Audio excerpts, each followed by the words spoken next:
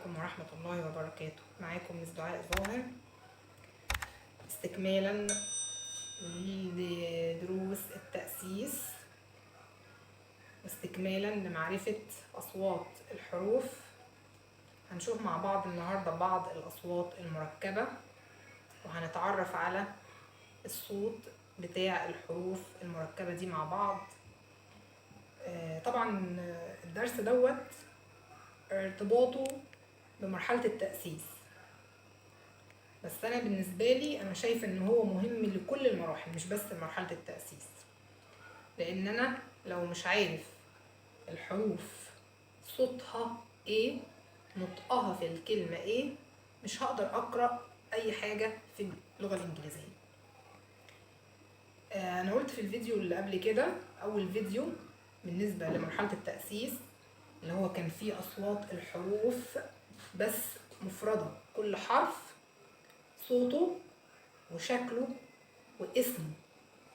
ويا حبايبي أنا لازم أفرق ما بين اسم الحرف والساوند بتاعه، اسمه وصوته. الحرف ليه اسم وليه صوت.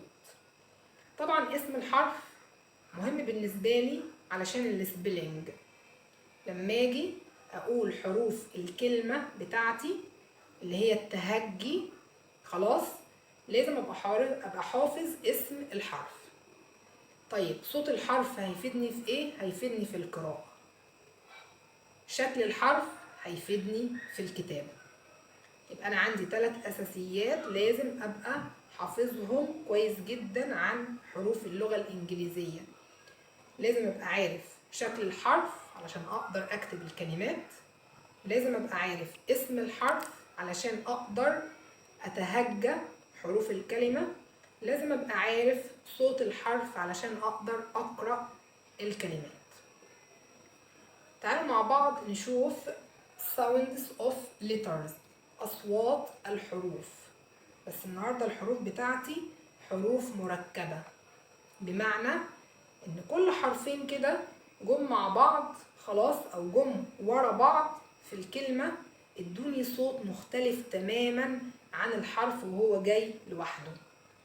وطبعا اللي قدامي دول مش بس هم دول الحروف المركبة اللي ليها اصوات مختلفة، انا في عندي حروف تانية كتير، بس انا جبت لكم النهاردة الجزء دوت، وان شاء الله فيديو تاني اعمل لكم بقية الحروف. تعالوا نشوف مع بعض الجزء اللي قدامي. اول تركيبة عندي حرف الاس وحرف الاتش. حرف الاس لوحده بينطق س، وحرف الاتش لوحده بينطق ه. يبقى انا عندي س وعندي ه. لما جم الحرفين مع بعض، وركز قوي ان الاس جايه الاول وبعديها مباشره الاتش، النطق بتاعهم او الساوند بتاعهم اداني صوت تاني خالص اسمه ش. ش كاني بقول شين ش. نشوف مع بعض المثال بيقول لي شيب، ش شيب. لو مشيت كده مع الكلمة حرف حرف اقدر انطقها لوحدي بدون اي مساعدة. اس و اتش تنطق ش، اي تنطق اه، وعندي دبل اي يعني الاي عندي مرتين اكثر الاي اه. واخر حرف عندي بي، وقلنا ان الساوند بتاع البي ب. امشي كده مع الكلمة حتة حتة، شيب شيب شيب خروف، شيب خروف. يلا بقى معايا نحاول كده نقرأ المثال التاني. اول حرف عندي ف، اف الساوند بتاعها ف، والاي قلنا الساوند بتاعها اه اه، مكسرش زي الاي او الاي. وادي الاس اتش التركيبه بتاعتي النهارده ش. يبقى مع بعض فيش فيش ف اه ش فيش سمكه. كمان مثال، يا رب تكونوا كده بتحاولوا تقرأوا معايا. اول حرفين عندي المركبين الاس والاتش، ها مين هيقول معايا الساوند بتاعهم؟ قلنا ش ش. الاي قلنا ا، تبقى شا ها، والار ر، شار، والكي ك، تبقى شارك. شارك يعني سمكة قرش. لو مشيت على الطريقة دي هقدر أقرأ بكل سهولة بإذن الله. يبقى أول تركيبة عندي الإس مع الإتش عملت صوت ش. شوف التركيبة عندي سي وإتش. حرف السي لوحده بنطقه س أو ك. حرف الإتش لوحده ه. لما الحرفين جم مع بعض سي بعديها على طول إتش عملوا صوت تاني خالص اسمه تش. تش. نشوف مع بعض أول مثال بيقول لي ها سي اتش تش تش، وبعديها ايه تبقى تشي، وادي الاي ها ايه تشير. تشير. تشير كرسي. نقرأ مع بعض المثال التاني. أول حرف عندي الدبليو، قلنا الساوند بتاعها ها، مين فاكر معايا من الفيديو الأول؟ و بعديها ايه تبقى و ها و تي ت ت، والسي اتش عندي بتنطق ها تش زي ما لسه قايلين، تبقى ووتش. السبوره كمان عملت تش. يبقى احنا قلنا ووتش تش. سامع معايا كده التش اللي في الاخر؟ ووتش يعني ساعة يد او فعل بمعنى يشاهد. عندي كمان مثال ها، يلا بقى نحاول نقرأ كده لوحدنا. السي مع الاتش تش، والاي اه تشي. في عندي دبل اي يبقى نطول شوية في الايه تشي، والاس ها س س تشي، الاس هنا انطقها ز تشيز. تشيز. طيب مين بقى خد باله ان حرف الاي هنا في اخر الكلمه ما نطقناهوش؟ ده احنا قلنا تشيز ما قلتش اي تاني. حرف الاي في اخر الكلمه طالما هو اي واحده بس ما بتتنطقش، تبقى سايلنت. يعني لو دبل اي زي كده في الاخر لازم انطقها، لكن لو اي واحده خلاص بقت سايلنت مش هنطقها. شوف مع بعض التالت حاجه عندي التي مع الاتش. تي ت، والاتش ه. لما جم الاتنين مع بعض الساوند بتاعهم اختلف تماما. دول عملوا لي صوت اسمه ث او ذ. يبقى التي والاتش مع بعض بيعملوا تو ساوندز، بيعملوا لي صوتين مش صوت واحد بس. ممكن يعملوا صوت ث او ذ. شوف مع بعض الأمثلة. عندي كلمة ها، أنا مش هقول الكلمة، هننطق الأول جزء جزء لحد ما نجمعها كلها على بعضها. لسه بنقول التي والاتش ها ث ث، ار ر تبقى ثر ثر ها، والاي تبقى ثري. ثري يعني تلاتة. ثري يعني تلاتة. خدت بالي هنا الاي علشان جايه دبل في اخر الكلمه، فطبعا كان لازم اقرا. عندي كمان مثال ث ث ايه ث ها ان ن ثان، والكي ك ثانك، والاس س ثانكس. ثانكس. ثانكس يعني شكرا. نشوف بقى معايا مثالين على نطق التي اتش ذا. عندي كلمة they تي اتش ذا، اي they، والواي ها they.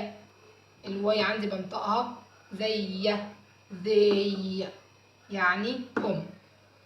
اخر مثال عندي تي اتش ذا اي خفيفة كده this بقت this. ما قلتش this، ما كسرتش الاي خفيفه. عندي كمان PH. PH. البي ب والاتش ه. لما الاتنين يجوا مع بعض بيدوني ساوند اسمه ف. البي اتش ف. شوف اول مثال معايا. يا رب يكونوا كده اللي قاعدين بيسمعوني بيحاولوا يقرأوا لوحدهم، ان شاء الله القراءة عندنا هتتحسن وتبقى كويسة جدا. اي اي اي اي ال لا ال ها كمان اي اي الي. وادي البي اتش بتاعتنا ف. الي ف. ايه اه ها الي فانت. الي فانت. التركيبة معايا او الحروف المركبة. الحروف وهي مفردة خلاص انا اتعلمت الساوند بتاعها وبقدر اقرأه في اي حاجة. المشكلة بالنسبة لي هي الحروف المركبة.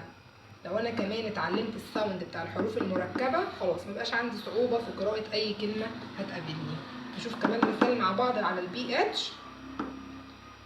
ف بعديها الاو او فو فو تي تا فو تو فوتو. فوتو. فوتو يعني صورة. عندي كمان مثال تي لي فون. تليفون. تليفون. برضو البي اتش هنا نطقناها ف. ايوه بالظبط. معايا الاي في اخر الكلمة واحدة بس تبقى سايلنت. كمان عندي جي اتش. جي اتش. الجي اتش مع بعض سايلنت ملهمش ساوند مش هنطقهم. عندي كلمة ايت. ايت. لو خدت بالي انا نطقت الاي ايه ايه ها والاي ايه ايت. رحت على التي مباشرة ما نطقتش الجي اتش. كمان عندي لايت. لا والاي قلت قبل كده ان الساوند بتاعها يا اما انطقها ايه يا اما تنطق اي زي ما هي. قلت ايه لاي اي اهي. والجي اتش عندي سايلنت مش هنطقهم وانطق التي على طول بقت لايت. كمان مثال شبيه للايت. ها غيرنا ال بقت ان تبقى نايت. برضو الجي اتش عندي سايلنت مش هنطقها. اخر مثال عندي لتركيبة الاتش هو الكي اتش. كي اتش. الكي الساوند بتاعها ك والاتش الساوند بتاعها ه. الاتنين مع بعض عاملين لي صوت مختلف خالص هو صوت خ. خ. كي اتش الساوند بتاعها خ. نبص مع بعض على المثال. عندي اسم خالد. خالد. كلنا بنحتار ازاي اقدر اكتب كلمة خالد. مفيش عندي حرف من حروف اللغة الانجليزية الساوند بتاعه خ. اكتبه ازاي؟ هناخد الكي مع الاتش هيدوني الساوند خ. خ. والاي ا خ ه ال ل خالد. خالد. عندي كمان مثال اسم خلود. برضو نفس المشكلة عندي حرف الخ الساوند بتاعه انهي حرف؟ قلنا مفيش حرف ليه ساوند خ فاخدنا الكي مع الاتش عملوا الساوند خ. خلود. خلود. الكي اتش ادوني الساوند خ. طبعا مش هأكد تاني ان الساوندز بتاعت الليترز مهمة جدا جدا جدا علشان قراءة الكلمات. الدرس مهم جدا لمرحلة التأسيس لان هم لسه في البداية. بالنسبة للناس اللي عدت مرحلة التأسيس ووصلت مرحلة الابتدائي او الاعدادي في ناس كتير جدا ما تأسستش على الساوندز دي، فبالتالي الدروس دي مهمة بالنسبة لهم زيهم بالظبط زي مرحلة التأسيس. ما ينفعش بقى طالب في الصف السادس او في اولى اعدادي ومش عارف يقرأ. دي في حد ذاتها كارثة.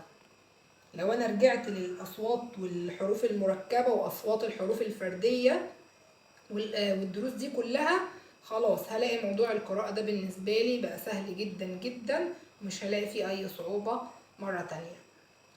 يا رب كده نكون استفدنا مع بعض، وإن شاء الله أعمل لكم فيديو تاني على باقي الحروف المركبة. والسلام عليكم ورحمة الله وبركاته.